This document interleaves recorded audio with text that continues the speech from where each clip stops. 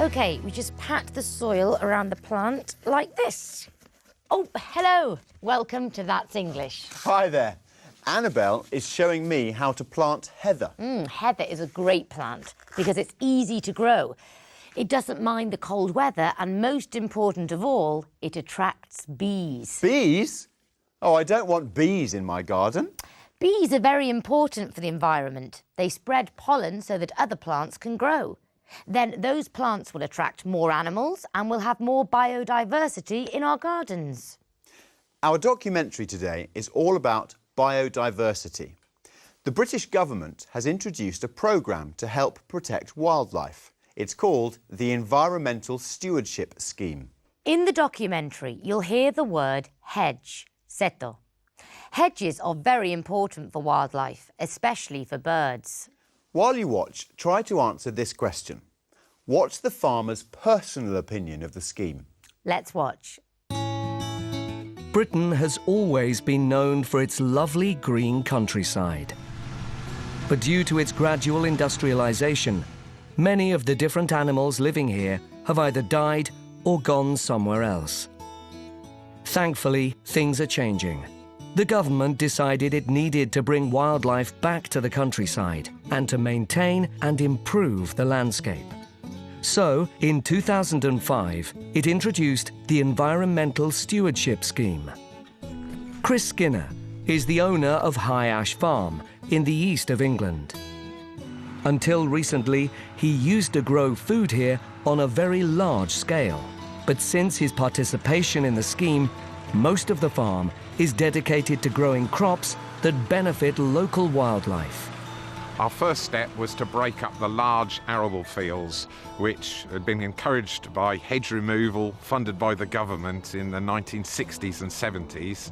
The scheme has enabled us to replant those hedges, and they're really stunning at the moment, only 4 or 5 years old, and already you can see a massive change in the wildlife here. The objective of the scheme is to protect and develop the environment, the countryside, and all its natural wildlife. They want to encourage biodiversity so that a wide variety of plants and animals can live and grow here. Instead of producing a crop of cereals and grains for human consumption, we're producing a crop of pollen and nectar for our endangered bee species. And the results are fantastic.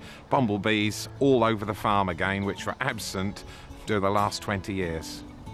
The financial help from the government can be critical for many farmers. Farmers just can't look after wildlife on this scale without some help from the government. It just wouldn't work financially. Public support is also really important. So one of the key aims of the scheme is to educate the public about the countryside. There are 2 miles of public footpaths here at the farm. All around the walks I put up information boards which people can see and understand what they're looking at, what they're actually seeing. But is the public campaign really working? We asked some local walkers visiting the farm what they thought of the scheme. The information on the board really helps you to understand how careful land use can help to save certain species. A lot of damage has been done in the past, but this farm shows that it's not too late to save our wildlife. Time will tell if we should have started this process earlier, but 70% of farmland in England is now under an environmental scheme. As a professional farmer, I was producing 10 tonnes of wheat per hectare, which is quite an achievement. But since I entered the scheme, the challenge was even bigger, and I must say it's the best thing I've ever done. It's good to know that people like Chris are doing all they can to protect creatures great or small. Because by saving them, they may just be saving us as well.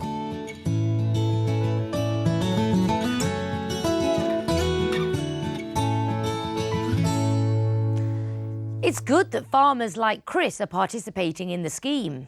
Yes, not all farmers would agree to grow pollen and nectar instead of cereals. The financial support from the government is an important factor. Did you get the answer to the question?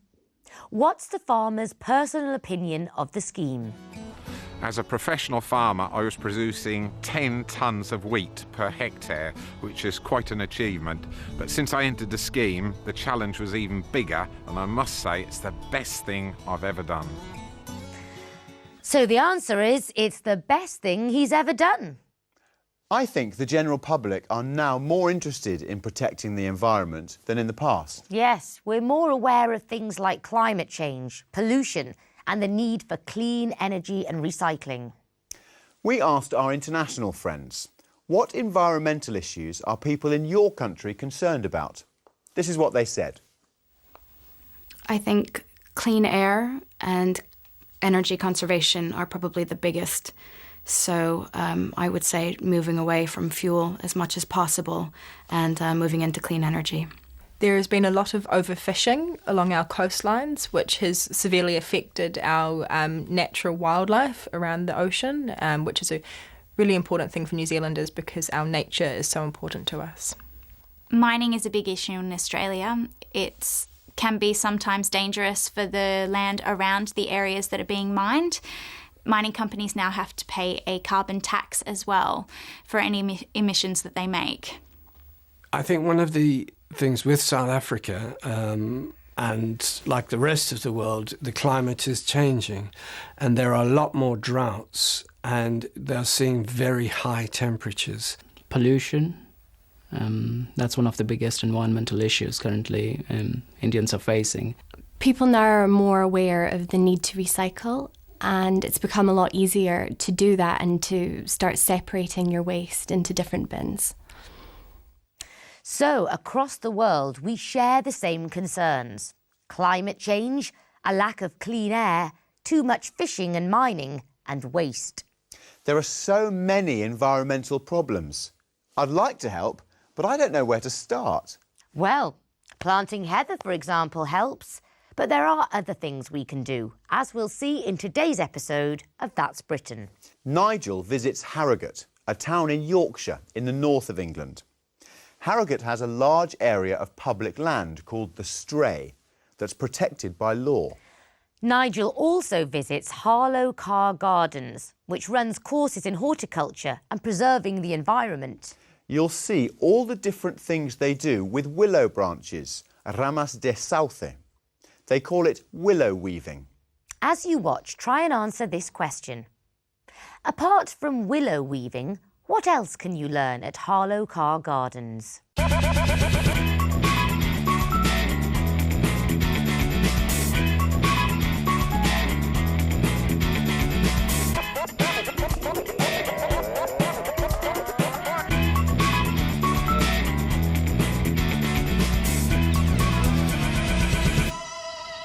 Hello, today I'm in Harrogate, the spa town of the north. Can you believe it? This is the centre of the town. This huge area of public land is called the Stray, and it's protected by law, which means that the environment here can't be changed.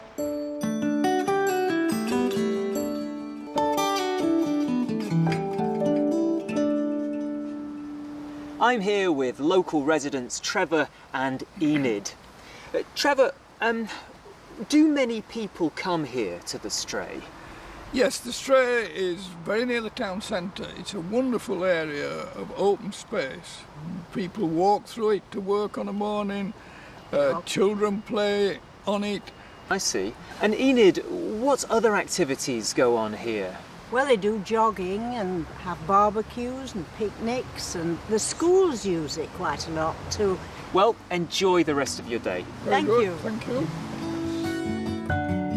Just outside Harrogate are the Harlow Car Gardens, run by the Royal Horticultural Society. Harlow Car offers lots of courses in plants, gardening and in preserving the environment. Let's take a look around, shall we?